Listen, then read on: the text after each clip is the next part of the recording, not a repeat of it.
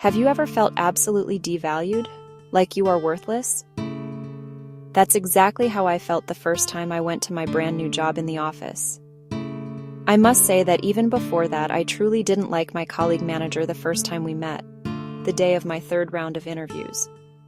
So today, I would like to talk about what happens when you feel completely devalued and worthless. After analyzing the whole situation and its consequences for me, I guess it affected me negatively because I had been a people pleaser. People-pleasing is like a death trap for anyone, but it is especially dangerous if you are perceived as talented, even if you do not think so. The whole situation taught me that people-pleasing is perceived as a weakness, and no one respects a weak person, whether you are a man or a woman. And now I think they are absolutely right. People-pleasing is a weakness. It is, in my opinion, like an illness caused by past trauma. In my case, it was acquired from my interactions with members of my family in early childhood, and I did not notice the extent of its effects on my behavior until well into my 30s.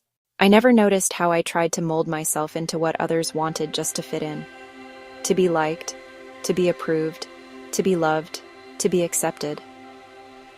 Summarizing everything, I tried to be like others so that I would not be abandoned. Yes, I realized that I only did it so I would not be abandoned. Once I understood I had abandonment issues, I started remembering where it came from. As it goes with these kinds of things, for me it went straight to my childhood.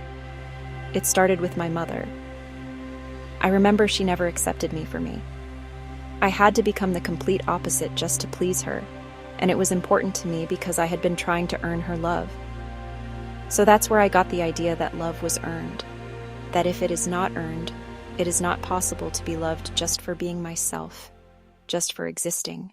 Later, in my teens, I became closer to my mother. And through many issues between my parents, on many occasions I started resenting my father and often felt abandoned by him, even if technically he lived in the same house. I felt that he never took me seriously, that my worth was only in me getting married. So I overcompensated with my intellect. I studied hard, went to university, got a degree, and then just to get into the office where I was devalued. Going back to my parents, once I realized all this, I started blaming them for everything.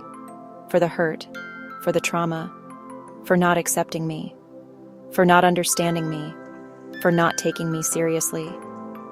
I resented them both, and secretly was incredibly angry at them for many years. Decades, really. I never saw my own fault in anything. Until something shifted. Specifically, I started getting more information through other distant relatives about their lives prior to having me.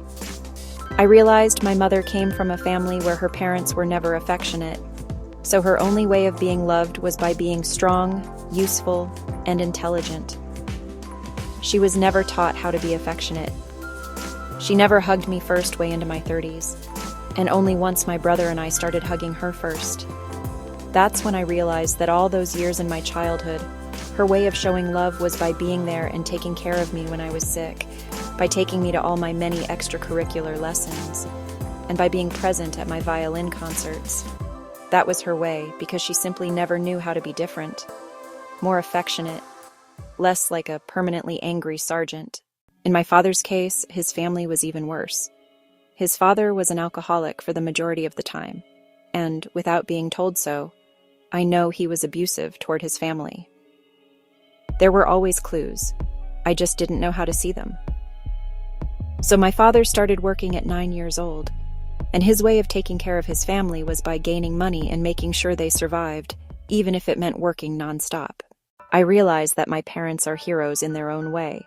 They survived very difficult times personally and historically, and still came out being great people.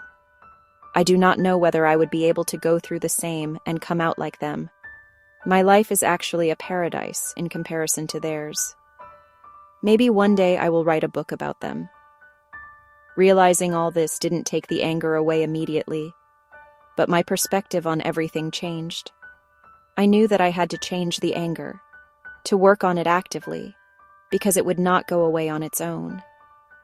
So I started doing a very simple exercise. I found my parents' childhood photos, memorized how they were physically, and each time I went somewhere, traveled, or even just went for a walk in my city, I would take them with me mentally. I would talk to their little kid selves, imagining them with me, treating them with the same love, kindness, and respect as I would my own children. I would hug them mentally and tell them that they were the best and that they were safe. It was not overnight progress. It took a lot of time, but slowly I started noticing that I came out of anger. I became calmer, more compassionate, and like I was in my childhood, carefree and sweet. I finally connected with the side I had suppressed, my shadow side. And now, already in my mid-30s, I am incredibly proud of my parents. I feel not only love, respect, and admiration, but also incredible compassion toward them and toward their childhood selves. Yet sometimes I feel triggered and revert back to an immediate angry state. But now at least I can turn it into compassion. I guess I am still progressing in my journey back to myself, and life is a journey.